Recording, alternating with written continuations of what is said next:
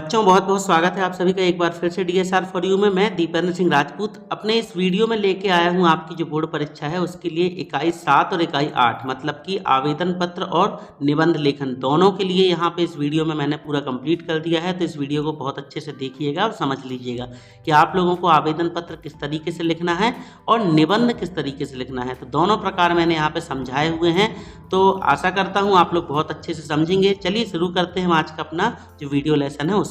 देखें बच्चों, इसमें जो पत्र लेखन में जो पहला पत्र है कि विद्यालय के प्राचार्य को शाला शुल्क से मुक्ति हेतु आवेदन पत्र लिखिए। तो देखें इसको कैसे लिखना है आप लोगों को। देखें सबसे पहले क्या होगा, यहाँ पे सबसे पहले तो आप लोगों को लिखना है जो नाम होगा।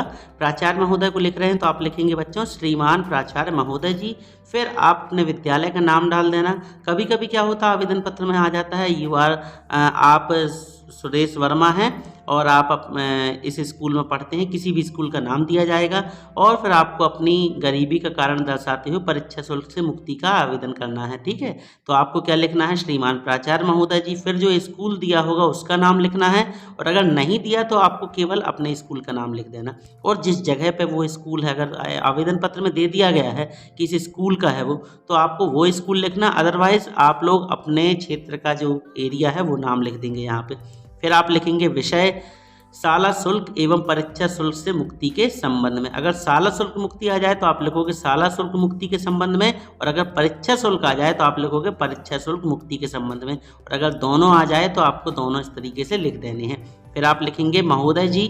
यहाँ मान्यवर लिखा हुआ है तो मान्यवर की जगह आप लोगों को क्या लिखना है, महोदय जी। मान्यवर शब्द का प्रयोग ना करें, आप लोग यहाँ पे लिखेंगे महोदय जी। देख पा रहे होंगे आप लोग, महोदय जी। इस तरीके से लिखने के बाद आप लिखेंगे सविनय नम्र निवेदन है कि मैं आपके विद्यालय में कक्षा 10वीं का छात्र हूं। मेरे पिताजी एक स्थान पर प्राइवेट नौकरी करते हैं, या फिर मेरे पिताजी मजदूरी करते हैं। सीधी बात आप ये लिख देना कि मेरे पिताजी एक दिहाड़ी मजदूर है। दिहाड़ी मजदूर शब्द लिख दीजिएगा। दिहाड़ी मजदूर क्या होता है बच्चों, जो कि दैनिक वेतन भोगी होते हैं ना, जो मजदूर टाइप के लोग होते वो। तो मेरे पिताजी दिहाड़ी मजदूर हैं। उनकी मासिक आय अत्यंत सीमित है। उनकी मासिक आय क्या है, बहुत ही कम है। इतने कम वेतन में परिवार का गुजारा बहुत कठिनाई से हो पाता है। आप इतना इसकी लैंग्वेज पूरी लिखने की ज़रूरत नहीं है। हिंदी में बच्चों, हिंदी तो हमारी मातृभाषा है, हम उसे किसी भी तरीके से लिख सकते हैं। क्या लिख दोगे आप, इतने कम वेतन में हमारा गुजर बसर बहुत कठिनाई से हो पाती है। पिताजी के पास पैसे की कमी होने के कारण मैं अपनी शाला शुल्क देने में असमर्थ हूँ। अतः आपसे, यदि शाला शुल्क हो तो शाला शुल्क लिख देना, परीक्षा शुल्क हो तो परीक्षा शुल्क। मैं अपनी परीक्षा शुल्क या शाला शुल्क देने में असमर्थ हूँ, अतः आपसे प्रार्थना है, हाथ जोड़कर नहीं करना, ये एक्स्ट्रा मक्खन नहीं मारना आप लोगों को। ठीक है, आप लिख देना, अतः प्रार्थना है कि आप मेरी इन परिस्थितियों को ध्यान रखते हुए शाला शुल्क या परीक्षा शुल्क जो लिखा हो, शाला शुल्क से मुक्त करने की कृपा करें।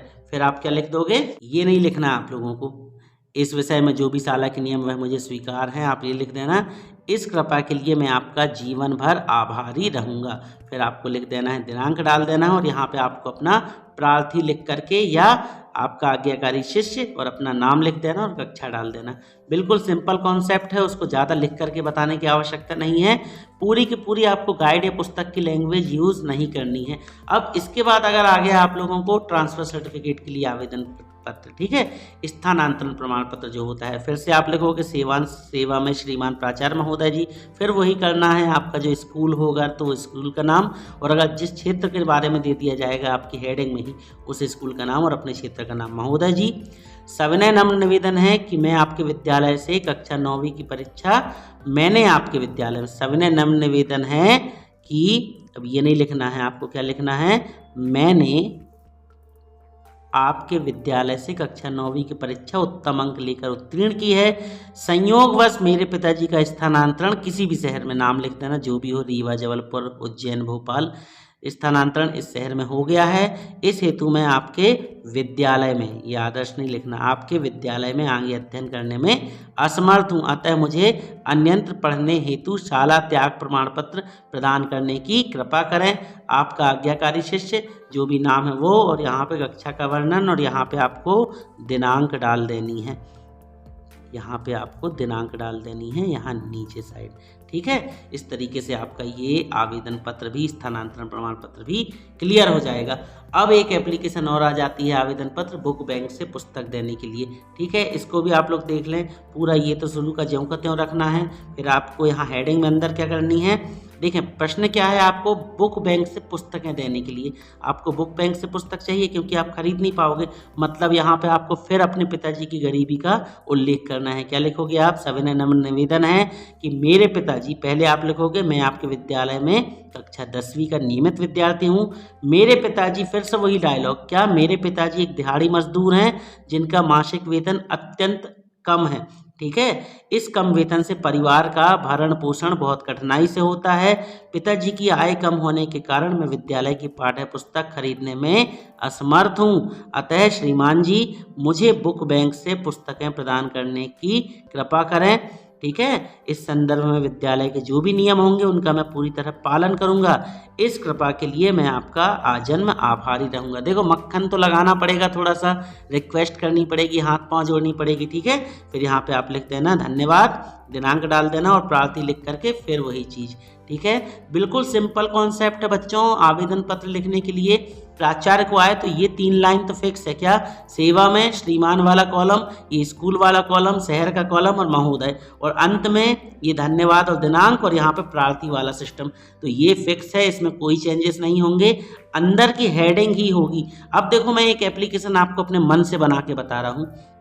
क्या है, साला कोष से मोबाइल दिलाने हेतु आवेदन पत्र। ध्यान देना, बकवास टाइप का टॉपिक दे रहा हूं मैं। क्या, साला से मोबाइल दिलाने का आवेदन पत्र। अब आपको मोबाइल चाहिए तो किस तरीके से मांगोगे आप, सविनय नम्र निवेदन है कि मैं आपके विद्यालय में कक्षा 10वीं का नियमित छात्र हूँ। मेरी ऑनलाइन क्लासें जो मोबाइल पर संचालित होती हैं उसे मैं अटेंड कर पाने में या उसे मैं देख पाने में असमर्थ हूँ। मेरे पिताजी की आय बहुत सीमित है, मेरे पिताजी एक दिहाड़ी मजदूर हैं और वह मुझे मोबाइल खरीद कर नहीं दे सकते। अतः आपसे विनम्र अनुरोध है कि मुझे साला की ओर से एक मोबाइल प्रदान करने की कृपा करें, धन्यवाद। ये पूरा तो देखो एक बकवास सा टॉपिक दिया और मैंने लिख दिया। तो हिंदी है ना बेटा, उसमें कुछ भी लिख सकते हैं। तो आपको ये ऊपर की हेडिंग ज्यों की त्यों लिखनी, यहाँ पे ये लिखना, यहाँ पे ये लिखना, और बीच का आपको ये जो मैटर है अपने थोड़ा सा बुद्धि लगाइए, दिमाग लगाइए, उससे आपको अपने आप ही लिखते बन जाएगा। अगला कुछ आवेदन पत्र और देख लेते हैं। ये आवेदन पत्र, ये बेटा थोड़ा सा खतरनाक है। इसमें प्रश्न क्या होगा, माध्यमिक शिक्षा मंडल मध्य प्रदेश भोपाल के सचिव को अंक सूची की द्वितीय प्रति मंगाने हेतु या भेजने के संदर्भ में आपको आवेदन लिखना है। देखें इसको कैसे करेंगे आप लोग। सबसे पहले तो आपको जो हेडिंग दी हो सबसे पहले आप लिखेंगे प्रति, सेवा में नहीं लिखना है, यहाँ पे आपको प्रति लिखना है। प्रति लिखने के बाद आप लिखेंगे सचिव माध्यमिक शिक्षा मंडल मध्य प्रदेश भोपाल, ठीक है, भोपाल मध्य प्रदेश। ये जो वर्ड है आपको यहाँ भी नीचे भी लिख सकते हो। फिर आप लिखोगे विषय। अच्छा बच्चों, इसमें जो आवेदन पत्र में विषय है थोड़ा साइड में लिख करके आता है, मतलब कि आपकी जो गाइड वगैरह में है तो आपको नीचे से ही लिखना है। जैसे अंग्रेजी में लिखते हैं ना आप लोग, सब्जेक्ट एंड एप्लीकेशन फॉर, इस तरीके से, तो यहीं से लिखिएगा। ये ज़्यादा इस साइड खिसका के लिखने की आवश्यकता नहीं है। फिर आप लिखेंगे महोदय जी, ये मान्यवर वर्ड का प्रयोग नहीं करेंगे। महोदय जी सविनय नम्र निवेदन है कि मेरी कक्षा 10वीं की अंक सूची खो गई है। अब ये वास्तव में क्या खो गई है, ये कोई हेडिंग थोड़ी, बात थोड़ी है। मेरी अंक सूची खो गई है, मैंने यह परीक्षा, आपको सन लिखना पड़ेगा कि सन इतने इतने में दी थी। कृपया मुझे अंक सूची की द्वितीय प्रति भेजने की कृपा करें। इसके लिए मैंने निश्चित शुल्क ₹50 बैंक ड्राफ्ट जो भी नंबर डालना हूँ वो लिख देना, आपके नाम से प्रेषित कर रहा हूँ। फिर आपको यहाँ पे अपना नाम लिखना है, पिताजी का नाम लिखना है, परीक्षा लिखनी है कौन से साल में आपने उत्तीर्ण की वो, फिर परीक्षा केंद्र का नाम जिस सेंटर से आपका जो एग्ज़ाम हुआ था वो, फिर परीक्षा क्रमांक आपको लिखनी है, जो आपका परीक्षा क्रमांक था कुछ भी लिख देना बच्चों, 5 अंक का कोई भी नंबर, ठीक है। और आप अपना रोल नंबर लिख देंगे, तो रोल नंबर यही लिख देना जो आपके इस एग्ज़ाम में है। फिर आपको अपना एड्रेस लिखना है। अब एड्रेस क्यों, क्योंकि जो माध्यमिक शिक्षा मंडल है ना बच्चों, वो आपके एड्रेस पे भेजेगा अंक सूची, तो यहाँ पे आपको अपना एड्रेस लिख देना है। और बैंक ड्राफ्ट लिख देना, कितने रुपए का आपने बैंक ड्राफ्ट लगाया है। फिर वही चीज़ आपको साइड में यहाँ पे लिख देना धन्यवाद, प्रार्थी, और यहाँ दिनांक डाल देना। ओके, बिल्कुल सिंपल कॉन्सेप्ट है, आपको बिल्कुल ज़्यादा परेशान होने की आवश्यकता नहीं है। बहुत अच्छे से आप ये आवेदन पत्र लिख सकते हो। बस याद रखिएगा, दूसरे आवेदन पत्र की तरह इसमें सिंपल कॉन्सेप्ट नहीं है। यहाँ पे आपको ये पूरा सिस्टम लिखना पड़ेगा, नाम, पिता का नाम, परीक्षा कौन सी दी थी आपने, तो 10वीं बोर्ड 2017, फिर परीक्षा केंद्र का नाम, परीक्षा क्रमांक, अनुक्रमांक और अपना एड्रेस और बैंक ड्राफ्ट का विवरण। इस आवेदन पत्र को थोड़ा अच्छे से तैयार कर लेना, क्योंकि ये इंपॉर्टेंट है और पेपर में पूछा जा सकता है। बच्चों अब देखिए, एक ये है प्रश्न 5वां है आपकी प्रश्न बैंक में दिया हुआ है, क्या अपने जिले के न्यायाधीश महोदय को ध्वनि विस्तारक यंत्र पर रोक लगवाने हेतु आवेदन पत्र लिखिए। ध्यान दीजिएगा, आपको जिस संदर्भ में, जिनके संदर्भ में ये लिखना होता है उनका बहुत अच्छे से आपको वर्णन करना है। देखें क्या है, सेवा में श्रीमान जिलाधीश महोदय, या फिर देखिए जिलाधीश लिख दिया, ये एक्चुअल में ये कलेक्टर होते हैं जिलाधीश, और न्यायाधीश होते हैं कौन, जो कि आपके जज होते हैं, जो आपकी कोर्ट में बैठते हैं। तो ये देखिए इनने मिसप्रिंट किया है, अगर यहाँ न्यायाधीश आएगा तो आपको यहाँ न्यायाधीश लिखना है, जिलाधीश आएगा तो जिलाधीश लिखना, ठीक है। तो श्रीमान जिलाधीश महोदय जी। वैसे तो आप लोगों को एक बात बताएं कि यहाँ न्यायाधीश को आवेदन पत्र नहीं लिखा जाता है, ये जिलाधीश को ही लिखा जाता है। तो आप लिखेंगे श्रीमान जिलाधीश महोदय, जिलाधीश कार्यालय इंदौर मध्य प्रदेश, या जो भी एरिया का है, जबलपुर का, भोपाल का, उज्जैन का, वो भी। फिर आपको विषय लिखना है, देखो इनने विषय क्लियर लिखा है साइड से, तो इस तरीके से आपको भी लिख देना है। विषय लिखेंगे कैसा, लाउड स्पीकर के प्रयोग पर प्रतिबंध लगाने विषय का। अब ये विषय कहाँ से, तो देखो यहीं पे है, ये ध्वनि विस्तारक यंत्र पर रोक लगवाने हेतु। तो आप क्या लिखेंगे, ध्वनि विस्तारक यंत्र के प्रयोग पर रोक लगाने हेतु, ठीक है। फिर महोदय जी, सविनय नम्र निवेदन है कि मेरे क्षेत्र, आप अपने क्षेत्र का नाम लिखेंगे, फिर आप मेरे क्षेत्र, जो भी आपका एरिया है वो लिख देना, मेरे क्षेत्र या मेरे घर के आसपास संध्या से लेकर रात भर, सुबह से लेके रात भर मंदिरों, कथा स्थलों, पान की गुमटियों, विवाह समारोह आदि में लाउड स्पीकरों का भारी शोर मचा रहता है। इससे विद्यार्थियों की पढ़ाई का तो काफ़ी नुकसान होता है, साथ ही क्षेत्र के आम नागरिकों की नींद भी हराम हो रही है। इस संबंध में मैंने पूर्व में भी आपकी सेवा में एक प्रार्थना पत्र डाक से भेजा था।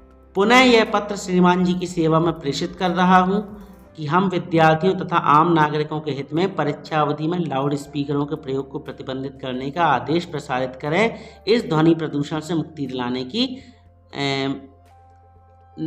दिलाने की कृपा करें, अनुकंपा करेंगे नहीं, कृपा करें, ठीक है। आशा है श्रीमान जी का ध्यान इस गंभीर समस्या की ओर अवश्य आकर्षित होगा और हम शांति की नींद ले सकेंगे। अब देखो, शांति की नींद ले सकेंगे। आवेदन लिख रहे हैं पढ़ाई मिनिस्टर की, और यहाँ बोल रहे हैं हम सोने के लिए। तो आपको क्या लिखना है, हम अपनी पढ़ाई की तैयारी अच्छे से कर सकें, कष्ट के लिए क्षमा। फिर प्रार्थी लिख देना वही चीज़, और यहाँ पे आपको दिनांक डाल देनी है। ओके, बहुत अच्छे से यहाँ पे प्रार्थी के साथ आपको अपना एड्रेस भी लिखना है, इस चीज़ का आप विशेष ध्यान रखें। अब यही जो है आप लोगों को परीक्षा दिन के माध्यम से बता दे रहे। ये देखिए इसमें क्या लिखा हुआ है, सेम टू सेम वैसे ही। अब इसमें देखो जिलाधीश महोदय, इसमें क्या लिखा है, सविनय निवेदन है। देखो ऊपर की हेडिंग तो सेम रहेगी, फिर आप क्या लिखेंगे, सविनय निवेदन है कि मैं आपका ध्यान जो कॉलोनी है वो की ओर आकर्षित कराना चाहता हूँ। इस समय माध्यमिक शिक्षा मंडल की हाई स्कूल एवं इंटरमीडिएट की परीक्षाएं प्रारंभ होने का है। यही समय छात्रों के अध्ययन का है। परीक्षा काल में ध्वनि विस्तारक यंत्रों के शोर के कारण अध्ययन में व्यवधान पड़ रहा है, जिससे चित्र की एकाग्रता भंग हो रही है, या फालतू की बकवास नहीं, जिससे हमारी पढ़ाई करने में हमें परेशानी का सामना करना पड़ रहा है। अतः आपसे प्रार्थना है कि शीघ्र अतिशीघ्र या अविलंब ध्वनि विस्तारक यंत्रों को के बजने पर प्रतिबंध लगाने का निर्देश जारी कर छात्रों को अनुग्रहित करें। भवदीय, फिर अपना नाम और यहाँ पे दिनांक। मतलब करना क्या है कि आपके क्षेत्र में जो ध्वनि विस्तारक यंत्र बजते हैं बच्चों, उसके कारण आपकी पढ़ाई में व्यवधान होता है। तो आपको क्या लिखना, महोदय जी मैं, जैसे मान लो आप इंदौर के सिविल लाइन में रहते, तो आप क्या लिखेंगे, मैं इंदौर सिविल लाइन के, या फिर मैं इंदौर नगर निगम के वार्ड क्रमांक 5 के कोई भी चौक, सुभाष चौक का निवासी हूँ। मेरे क्षेत्र के आसपास कुछ दुकानों द्वारा या कुछ मकानों में बहुत तेज ध्वनि के माध्यम से लाउड स्पीकर या ध्वनि विस्तारक यंत्रों को बजाया जाता है, जिससे हम क्षेत्रवासियों की और हमारी पढ़ाई में व्यवधान उत्पन्न होता है। अतः आपसे विनम्र अनुरोध है, हमारी परीक्षा निकट है, कृपया इन ध्वनि विस्तारक यंत्रों पर रोक लगवाने की कृपा करें, जिससे हम अपने परीक्षा में अच्छे अंकों से उत्तीर्ण हो सकें और हमारी परीक्षा अच्छे से संपन्न हो सके। फिर धन्यवाद, आपका जो भवदीय लिखना, ठीक है, भवदीय, फिर अपना नाम और यहाँ पे दिनांक, ठीक है। ज़्यादा आपको सोचना विचारना नहीं है। हिंदी में अगर आपने सोचे विचारे तो मतलब क्या है बेटा, हमारी वो मातृभाषा होने का, ज़्यादा आपको टेंशन नहीं लेना, आसानी से लिख सकते। एक दो पत्र और देख लें जो कि इम्पोर्टेंट है, पूछे जा सकते हैं। ये देखिए, ये है परीक्षा में प्रथम स्थान प्राप्त करने पर मित्र को बधाई पत्र देना। अब इसमें क्या है, कुछ ज़्यादा ही बढ़ा चढ़ा के प्रस्तुत कर दिया है। आपको बिल्कुल शॉर्ट एंड स्वीट बता रहा हूँ मैं परीक्षा दिन से। देखें, ये लिखा हुआ है प्रथम श्रेणी से बधाई होने पर अपने मित्र को बधाई पत्र। अब देखो, ये आपका दोस्त है। अब आपका दोस्त है तो ना इसको सेवा में लिखना है, ना महोदय लिखना है, आप सीधे अपने दोस्त से बात करेंगे। यहाँ पे आपको साइड में अपने एड्रेस लिख देना है और दिनांक डाल देना। फिर आप क्या लिखोगे, प्रिय रमेश, सुरेश, महेश, दिनेश, जो लिखना हो, प्रिय संजय, सा स्नेह, ठीक है। फिर आप क्या लिखोगे, राहुल के पत्र से पता लगा। अरे राहुल के पत्र से क्यों, आप लिख देना, मुझे पता लगा कि तुमने कक्षा 10वीं की परीक्षा प्रथम श्रेणी से उत्तीर्ण कर ली है। यह समाचार पढ़ते ही मेरा हृदय प्रसन्नता से भर उठा, या यह समाचार सुनकर मुझे बहुत खुशी हुई या अत्यंत खुशी हुई। इस सफलता के लिए मेरी तरफ से तुम्हें हार्दिक बधाई या शुभकामना। ईश्वर तुम्हें और अधिक सफलताएं प्रदान करे, तुम जीवन की हर परीक्षा में सफल हो, ठीक है। बस ये फालतू नहीं। अपने माता पिताजी को मेरा चरण स्पर्श कहना। तुम्हारा मित्र रामलाल, बाबूलाल, श्यामलाल, जो भी नाम हो वो लिख देना। ज़्यादा बकवास नहीं करना। आपको क्या लिख देना है, प्रिय मित्र, मुझे पता चला कि तुमने कक्षा 10वीं की परीक्षा प्रथम श्रेणी से उत्तीर्ण कर ली है। यह समाचार सुनकर मुझे अत्यंत प्रसन्नता हुई। इस सफलता के लिए मेरी तरफ से तुम्हें हार्दिक शुभकामनाएं। अपन मैसेज भेजते ना जैसे मोबाइल में, happy birthday, happy new year, इस तरीके से। तो आप मेरी इस सफलता के लिए आपको मेरी तरफ से हार्दिक शुभकामनाएं। ईश्वर तुम्हें और अधिक सफलताएं प्रदान करे, तुम जीवन की हर परीक्षा में सफल रहो। अपने माता पिताजी को मेरा चरण स्पर्श कहना, या आपके माता पिताजी, बड़े भैया को मेरा चरण स्पर्श कहना। तुम्हारा प्रिय मित्र, जो कुछ भी नाम है आपका वो लिख दीजिएगा। तो इसको भी आप तैयार कर लीजिएगा। अब देखो, एक और ये है कि वार्षिक परीक्षा की तैयारी के संबंध में पिताजी को पत्र। आपको इस तरीके का ये पत्र भी आ सकता है, ठीक है। तो इसको आपको कैसे लिखना है, ठीक है, तो आपको कैसे लिखना है। अब देखो, यहाँ पे अपना नाम, एड्रेस तो लिखना ही है। अब पिताजी को लिख रहे हो तो इज्जत से बात करनी पड़ेगी। पिताजी हैं एक्चुअल में वो हमारे। आदरणीय पिताजी, सादर चरण स्पर्श। अच्छे बच्चे बन जाओ। आदरणीय पिताजी, सादर चरण स्पर्श। मैं यहाँ पे कुशल पूर्वक हूँ, आशा है आप भी अच्छे होंगे। मेरी परीक्षाएं निकट आ रही हैं, मैं समय से अध्ययन में जुट गया हूं, या मैं अपनी पढ़ाई बहुत अच्छे से करने लगा हूं। अतः सभी विषयों की तैयारी अच्छे तरीके से हो गई है। थोड़ी सी कठिनाई गणित या विज्ञान या अंग्रेजी जो भी विषय है उसमें हुई, उसके लिए मैंने पुस्तकालय से पुस्तक लेकर अपना कार्य पूर्ण कर लिया है। अब मुझे चिंता नहीं है। इस विश्वास है कि हर वर्ष की तरह या पिछले वर्ष की तरह इस वर्ष भी मैं प्रथम श्रेणी से परीक्षा में सफल रहूंगा। आप माता जी को चरण स्पर्श, छोटों को प्यार, या बड़े भैया हैं तो बड़े भैया और माता जी को चरण स्पर्श, इस तरीके से लिख दीजिएगा। आपका आज्ञाकारी पुत्र, जो भी आपका नाम है वो लिख दीजिएगा। बच्चों, बहुत सिंपल कॉन्सेप्ट है, तो आशा करते इतना आपके लिए पर्याप्त होगा। आप क्या 10 ठो थोड़ी देखने हैं आप लोगों को। जितना मैंने बताया इतने से आपके हो सकता 2 के 2 फंस जाएं, या एक तो फंस ही जाएगा। तो इतने आप तैयार कर लेना, और तैयार नहीं करना, इनको एक बार अच्छे से पढ़ना है। बस ध्यान रखिएगा। यदि आपको प्राचार्य को लिखना है तो सेवा में श्रीमान प्राचार्य महोदय जी। कलेक्टर को लिखना है तो प्रति लिख करके, प्रति श्रीमान जिलाधीश महोदय जी, इस तरीके से। सचिव को लिखना है बोर्ड से अंक सूची मंगाने तो आप क्या लिखेंगे, प्रति सचिव माध्यमिक शिक्षा मंडल। पिताजी को लिखना है तो आदरणीय पिताजी। मित्र को लिखना तो प्रिय मित्र सुरेश। इस तरीके से जो भी है, आपको इस बात का ध्यान रखना कि आपको ये पत्र किस व्यक्ति को किस संदर्भ में लिख रहे हैं, ठीक है। अब बारी आती है इसके बाद बच्चों हमारी इकाई 8 की। तो देखें, ये इकाई 7 में जो जो इम्पोर्टेंट था वो मैंने आप लोगों को बता दिया। अब इसके बाद इकाई 8 जो है, इकाई 8 में आपको देखो निम्नलिखित विषय पे निबंध लिखने के लिए आ जाएगा। तो निबंध लिखने के लिए बच्चों सबसे पहले प्रस्तावना जो होती है वो मोस्ट इम्पॉर्टेंट होती है। प्रस्तावना को आपको बहुत अच्छे से लिखना है, जितने अच्छे से लिख सकते हैं उतने अच्छे से। जैसे कि पर्यावरण, सबसे इम्पॉर्टेंट क्या है कि प्रस्तावना, देखिए first impression is the last impression. प्रस्तावना और उपसंहार जो लास्ट में होता है, ये 2 चीज़ें आपको हर निबंध की एक नज़र में बहुत अच्छे से पढ़ लेनी है। अब बीच के पॉइंट तो आप लिख ही दोगे। अब जैसे पर्यावरण का महत्व, तो प्रस्तावना है। पेड़ पौधे प्रकृति की सुकुमार, सुंदर और सुखदायक संतानें हैं। अब इनकी लैंग्वेज बहुत टिपिकल होती है, कठिन होती है। आपके पास कोई भी अच्छी सी जो गाइड हो, उससे मैं बता दे रहा हूँ, प्रस्तावना आपको बहुत अच्छे से तैयार कर लेनी है और फिर आपको मालूम क्या करनी है, प्रस्तावना कर लेनी है और लास्ट का उपसंहार आपको तैयार कर लेना, अच्छे से पढ़ लेना है। इसके बाद इन निबंधों में आप लोगों को कुछ नहीं करना है, केवल इनके जो पॉइंट हैं इनको बहुत अच्छे से पढ़ लेना। पॉइंट को याद करना कि हमें दूसरा पॉइंट पर्यावरण सुरक्षा लिखनी है और इसको थोड़ा सा पढ़ के और उसके बाद सुरक्षा के बारे में क्या लिखोगे, पर्यावरण सुरक्षा की पर्यावरण, जैसे मैं अपने मन से बता रहा, पर्यावरण प्रकृति के अनुपम देन है। पेड़ पौधे हमारी जीवन का एक अभिन्न अंग है। बिना पेड़ के हमारा मतलब जीवन बहुत ही दुश्वार हो जाएगा। पेड़ पौधे ही वर्षा को लाते हैं और पेड़ पौधों के कारण ही मनुष्य ऑक्सीजन ले पाता है। पेड़ पौधे वातावरण के प्रदूषण को मतलब कि कम करते हैं। इस प्रकार पर्यावरण की सुरक्षा में पेड़ पौधों का अभिन्न अंग है। बस तीसरा पॉइंट लिख देना, पर्यावरण प्रदूषण। ठीक है, तो पर्यावरण प्रदूषण में आप क्या लिख दोगे कि जैसे पेड़ पौधे वर्षा का कारण बनकर पर्यावरण की रक्षा करते हैं, ये लिखा ना। फिर आप लिखोगे बढ़ते हुए प्रदूषण को भी कम करने में वृक्षों की अहम भूमिका है।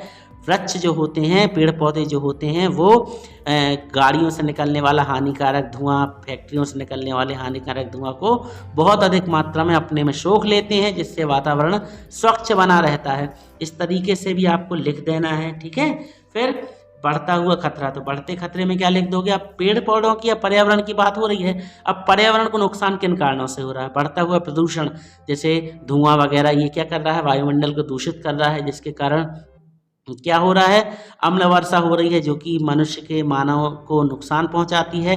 और क्या लिख देंगे, वनों की होने वाली कटाई, बढ़ते हुए निर्माण जो है, इनसे जंगल काटे जा रहे हैं। तो बच्चों ज़्यादा आप लोगों को डिस्कस करने की आवश्यकता नहीं है, पॉइंट याद कर लेना और लिख देना। ये निबंध तो एक्चुअल में थोड़ी सी फैकोलॉजी टाइप के होते हैं, तो ये नहीं कि आप इन्हीं के पूरे पॉइंट लिखें। आपको लगभग 5 या 6 पॉइंट में निबंध कंप्लीट करना, कम से कम 2 पेज में आ जाए, इतना ध्यान रखना। तो हर निबंध में आप लोगों को उपसंहार बहुत अच्छे से देख लेना है, उपसंहार मोस्ट इंपॉर्टेंट है, उसे पढ़ लेना। तो आपको पर्यावरण कर लीजिएगा। फिर इसके बाद आप लोगों का एक आध और कोई निबंध क्या है, जैसे कि स्त्री शिक्षा का महत्व, इस समय ये ज्वलंत मुद्दा है, इसको तैयार कर लीजिएगा। हमारे राष्ट्रीय पर्व, अब मान लो आपको हमारे राष्ट्रीय पर्व आ जाए तो इसके लिए ज़्यादा मेहनत करने की आवश्यकता नहीं है। जो हमारे राष्ट्रीय पर्व हैं जैसे 15 अगस्त, 26 जनवरी, इसके बारे में आप पढ़ लीजिएगा। तो निबंध में ज़्यादा आप लोगों को एक्सप्लेन करने की आवश्यकता नहीं है। विद्यार्थी जीवन आ जाए मान लो की बात, विद्यार्थी जीवन में तो जो भी निबंध आप देख रहे हैं उसमें सबसे पहले आपको प्रस्तावना और उपसंहार को 2 या 3 बार अच्छे तरीके से पढ़ लेना है। एक प्रकार से बोलूँ तो हल्का हल्का याद कर लेना, क्योंकि इसमें कोई कंजूसी नहीं होनी चाहिए। और बाकी जो बचा तो इनके पॉइंट कर याद करके बीच बीच में 1-2 लाइन की और बाकी अपने मन से भी लिख सकते हो। ज़्यादा दिक्कत नहीं होगी बच्चों, अच्छे नंबर मिल जाएंगे। बस याद रखना, साफ़ सफाई का विशेष ध्यान रखना और स्वच्छता आपकी कॉपी में बनी रहे, गुदागादी ना हो। बहुत अच्छे से सजा संवार करके आपको अपनी कॉपी को लिखना है। विज्ञान के चमत्कार, ये निबंध बच्चों कई वर्षों से पूछा जा रहा है, पर अभी कुछ दिनों से ये विज्ञान के चमत्कार को थोड़ा सा सरकार ने पूछना कम कर दिया है। तो मेरी सलाह है कि आप 50% ही उस निबंध पे आश्रित रहें। अभी जैसे फॉर एग्जाम्पल हमारे देश में, विश्व में एक महामारी फैली हुई है, उस महामारी के संदर्भ में भी आपसे पूछा जा सकता है। एक्चुअल में उस महामारी का मैं नाम नहीं ले सकता, क्योंकि पता नहीं यूट्यूब में कैसा क्या सिस्टम है। अगर उस शब्द को नाम ले दो तो उस वीडियो पे पता नहीं क्या वो कैसा कुछ ना कुछ सेटलमेंट कर देते हैं, तो वीडियो में दिक्कत हो जाती है, इसलिए उस महामारी का नाम नहीं ले सकता। तो वो जो महामारी है, आपको मालूम है इस समय जिसके चलते आपका पेपर अभी कुछ दिन डिले हो गए थे, स्कूल बंद रहे, उस महामारी के संदर्भ में भी आप लोगों को पूछा जा सकता है। तो थोड़ा सा उसके बारे में भी नॉलेज रखना कि उससे कैसे फैलती है, उससे बचाव के क्या उपाय हैं, कौन कौन से नियमों का फॉलो करना, हमें पालन करना, सोशल डिस्टेंसिंग, 2 गज दूरी और मास्क है ज़रूरी, इस तरीके का पूरा लिख देना। सैनिटाइजर का उपयोग करना चाहिए और लास्ट में उपसंहार लिख दीजिएगा। ठीक है, कि उपसंहार क्या लिखोगे कि हर बुराई की जड़ कहीं ना कहीं हम ही होते हैं। वो जो बीमारी निकली थी वो कहीं ना कहीं किसी एक प्रयोग के फेल होने का परिणाम थी। तो आप लिख सकते हो कि मनुष्य ही अपनी बर्बादी के लिए स्वयं जिम्मेदार होता है। जिस प्रकार ये महामारी चाइना की एक लैब से किसी गलती के, मानव त्रुटि के कारण लीक हो गई और वहाँ से जो फैली और उसने धीरे धीरे पूरे विश्व में कोहराम मचा दिया और आज पूरा विश्व उस संकट से जूझ रहा है। इस प्रकार हम अगर सतर्क रहें, कोई ऐसा काम ना करें, तो हम भी अपने आप को या अपने भविष्य को उज्ज्वल बना सकते हैं। बच्चों इस तरीके से लिख देना, ज़्यादा परेशान नहीं होना। तो बच्चों ये वीडियो मैंने यहाँ पे कंप्लीट कर दिया। आशा करता हूँ वीडियो आपको समझ में आया होगा, अच्छा लगा होगा। अगर अच्छा लगा वीडियो को लाइक करके अपने दोस्तों को शेयर कर दो और चैनल पे नए हैं तो सब्सक्राइब जरूर कर लो। और अपने छोटे भाई बहन 9वीं 10वीं 9वीं के हैं, 8वीं के, उनको भी हमारे चैनल की जानकारी जरूर दे दें। ओके, मिलते हैं बहुत जल्द। आप सभी लोगों को आपके एग्जाम के लिए best of luck. Good bye.